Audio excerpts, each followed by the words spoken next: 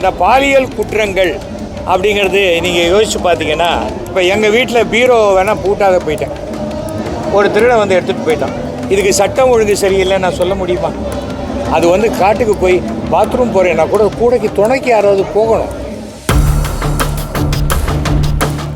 ஐயோ கடை திறந்துட்டாங்களே, டாஸ்மாக் திறந்துட்டாங்களே, ஜனங்க கெட்டு போகிறாங்களேன்னு சொல்கிறாங்க.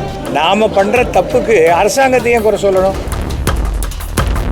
சினிமா நடிகர்களை சினிமா ஸ்க்ரீனில் மட்டும் நடிகர்களாக பாருங்கள். அவங்கெல்லாம் எல்லாம் தெரிஞ்ச புத்திசாலிகளாக நினைக்காதீங்க. என்னென்ன அவதூறு பரப்புறாங்கன்றது உங்களுக்கே நல்லா தெரியும். ஆனால் அவங்களுக்கு தெரியாது என் மேலே அவதூறு பரப்புனா அது மக்கள் மேலே அவதூறு பரப்புற மாதிரின்னு. விஜய் எதுக்குமே பிரயோஜனம் இல்லாதவர், அவருக்கு ஓட்டு போட்டு எந்த பிரயோஜனமும் கிடையாது. எனக்கு அரசியல் தெரியலன்னு சொன்னா அது மக்களுக்கு அரசியல் தெரியலன்னு சொல்ற மாதிரின்னு. என்ன அசிங்கமா பேசினா அது மக்கள் அசிங்கமா பேசுற மாதிரின்னு. கல்வி போதிப்பதை விட நம்முடைய கலாச்சாரத்தையும் ஒழுக்கத்தையும் போதிக்க வேண்டும். அதுதான் நிறைய இடத்துல சொல்லுவாங்க, ஐயோ கடை திறந்துட்டாங்களே, டாஸ்மாக் திறந்துட்டாங்களே, ஜனங்க கெட்டு போகிறாங்களேன்னு சொல்கிறாங்க. எத்தனையோ மருந்து கடையில் விஷம் கூட தான் வைக்குது, வாங்கி குடிக்கிறோமா? நாம் பண்ணுற தப்புக்கு அரசாங்கத்தையும் குறை சொல்லணும். எனக்கு 75 வயசாச்சு. நான் இது வரைக்கும் என் வாழ்க்கையில் ஒரு சொட்டு லிக்கர் கூட சாப்பிட்டது கிடையாது, சிகரெட் குடித்தது கிடையாது. நான் 95 படம் நடிச்சிருக்கேன். சினிமா துறையில் இருந்தாலும் இதெல்லாம் செய்யணும்னு அவசியமே கிடையாது. அதே போல் சினிமா நடிகர்களை சினிமா ஸ்க்ரீனில் மட்டும் நடிகர்களாக பாருங்கள். அவங்கெல்லாம் எல்லாம் தெரிஞ்ச புத்திசாலிகளாக நினைக்காதீங்க. அது வந்து உங்களை ஏமாற்றிடும். சினிமா ஸ்க்ரீனுங்கிறது ஒரு பொய்யான விஷயம். 60 அடி ஒசரம், 120 அடி அகலம். அந்த ஒசரத்துக்கு யாராவது ஒரு ஆள் இருக்க முடியுமா? இருக்க முடியாது. ப்ரொஜெக்டர் ஆஃப் ஆச்சுன்னா அவ்வளோதான், வெள்ளை ஸ்க்ரீன் ஆகிடும். அப்படிப்பட்டவர்கள் பின்னாடி ஓடுறதை நிறுத்தணும். எனக்கு ஆரம்பத்திலேருந்தே நான் சிவகுமார் மாதிரி எங்களுக்கு ரசிகர் மன்றம் கூடாதுன்னு நினச்சி ரசிகர் மன்றமே கூடாதுன்னு சொன்னேன். எதுக்கு ரசிகர் மன்றம்? கட் அவுட்டுக்கு பால் ஊற்றுறோம், நமக்கு எதுக்கு? அவங்க அப்பா அம்மாவுக்கு அவன் காசில் ஒரு பால் பேக்கெட் வாங்கி கொடுத்தா அது சந்தோஷமான ஒரு விஷயம். நம்ம அந்த ஒழுக்கத்தை தான் நம்ம வளர்க்கணும்.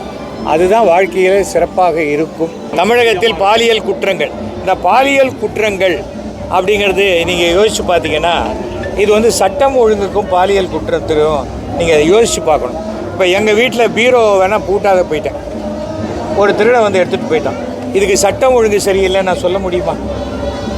ஒவ்வொரு குழந்தைகளும், பெண் குழந்தைகளுடைய தாய் தந்தையர்கள் அவங்க குழந்தைகளை பத்திரமாக பார்த்துக்கணும். அது வந்து காட்டுக்கு போய் பாத்ரூம் போகிறேன்னா கூட கூடைக்கு துணைக்கு யாராவது போகணும். ஏனென்றால் நாம் வந்து முதல்ல நமக்கு வந்து சுதந்திரம்ங்கிறது வேறு, பாதுகாப்பு வேறு. நாம் முதல்ல பாதுகாப்பாக இருக்கணும். தமிழ்நாட்டினுடைய மொத்த ஜனத்தொகை எவ்வளோ? 10 கோடி பேர். நீங்கள் சொல்கிற இந்த மாதிரி பாலியல் குற்றச்சாட்டு 3 நடந்திருக்கா, 4 நடந்திருக்குமா? யோசிச்சு பாருங்கள்.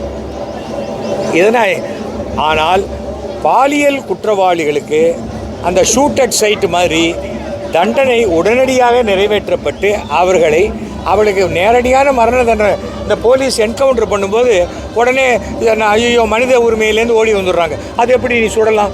அவர் பெரிய ரவுடியாச்சே, அவருக்கு நீ பிரியாணினா போட்டு ஜெயிலில் வச்சுருக்கணும், அப்படி தானே பேசுகிறாங்க. உங்கள் வீட்டில் ஒரு பொண்ணு பாதிக்கப்பட்டா அந்த பாதிக்கப்பட்டவனை உடனே சுடணும்னு தோணும் இல்லையா? Lockup death. அதே தான் சில போலீஸ்காரர்கள் மிருகத்தனமாக நடந்து கொள்கிறார்கள்.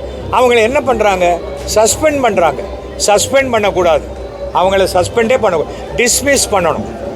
அவங்க கோர்ட்டில் போய் ப்ரூவ் பண்ணி நான் குற்றமற்றவன்னு ப்ரூவ் பண்ண பிறகு மறுபடியும் வேலைக்கு சேர்த்துக்கிட்டோம். நமக்கு உலகத்தில் இருக்கிற அதே சட்டங்கள் தான் நமக்கும் இருக்குது. ஆனால் நம்மக்கிட்ட தண்டனை மாறுபடுகிறது. தண்டனை மிக கடுமையாக இருக்கும் பட்சத்தில் குற்றங்கள் குறையும், எந்த அரசாக இருந்தாலும் சரி. ஆனால் இவங்க என்ன பண்ணுறாங்க? அந்த பொண்ணு ஒரு புதர் பின்னாடி போய் மறைஞ்சு நின்றுட்டு இருந்தது. அப்போ வந்துட்டாங்க. ஏன் புதர் பின்னாடி போகணும்? யோசிச்சு பாருங்கள். உடனே போலீஸ் எல்லா இடத்துலையும் லைட் போடும்.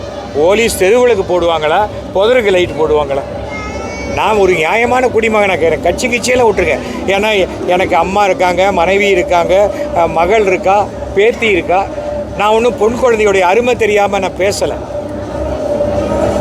எங்கள் வீட்டில் வேலை செய்கிற பொண்ணு அவர் 21 வயசு 22 வயசு இருக்கும். அந்த பொண்ணை நாங்கள் கடைக்கு கூட அனுப்ப மாட்டோம். ஏன்னா எங்களுக்கு வாட்ச்மேன் இருக்கான், வாட்ச்மேன் போட்டோம். இல்லை சார் நான் போய் சோப்பு வேணும். என்ன சோப்பு வேணும் சொல்லு, நான் வாங்கிட்டு வர சொல்கிறேன். அதுதான் காரணம் என்னன்னு சொல்கிறேன் இல்லையா? வாட்ச்மேனை கூப்பிட்டு போ. நாம் வந்து நம்மை நம்பி வந்த பெண்களுக்கு நாம் பாதுகாப்பு கொடுக்கணும். எல்லா வேலையும் போலீஸ் எப்படி செய்ய முடியும்? தமிழ்நாட்டில் 1500 மக்களுக்கு ஒரு போலீஸ் தான் இருக்காங்க. இது இந்திய அளவிலேயே, இந்திய அளவில் மிக அதிகமான பாலியல் குற்றங்கள் எங்கே நடக்குது தெரியுமா? பாஜக ஆட்சி செய்யும் மாநிலங்களில் தான். உங்களுக்கு வேணும்னா பாஜகவை ஆதரித்து பேசும் பாண்டே அவர்களே சொன்ன கருத்தை நீங்கள் எடுத்து போட்டுக்கலாம். நான் சொன்னதை விட்டுருக்கேன். நான் தான் பாஜகலேருந்து வெளில வந்துட்டேன். ஏன்னா 3 கட்சியிலேருந்து என்னை வெளில அனுப்பிச்சாங்க. ஒரு கட்சியில் நானே வெளில வந்த மாதிரி இருக்கட்டும்னு வந்துட்டேன். இப்போ தான் கருநாகராஜன் மேலே ஒரு பாலியல் குற்றச்சாட்டு சொல்லியிருக்காங்க. என்ன பண்ண முடியும் சொல்லுங்கள்? அதாவது பாஜக என்பதோ தமிழ்நாட்டுக்கு டெல்லியில் ஆட்சி செய்யும் யாருமே தமிழ்நாட்டில் வந்து ஆட்சி செய்ய முடியாது. அவர் அமித்ஷாவாக இருக்கட்டும், அவருக்கு மேலே இருக்கிறவங்களாக இருக்கட்டும், இங்கே நடக்காது. இது திராவிட மண். நீங்கள் சொல்லலாமான்னு கேட்டால் இது திராவிட மண்ணில் பிறந்தவன் திராவிடன் தான். தமிழ்நாட்டில் பிறந்தவன் தமிழன், இந்தியாவில் பிறந்தவன் இந்தியன். அதில் போய் நீ கிறிஸ்டியனா நீ முஸ்லீமான்னு கேட்குறது எப்படி? தப்பு தானே? ஏன் இன்றைக்கி சிறுபான்மையிற்கு நம்பிக்கை வரல?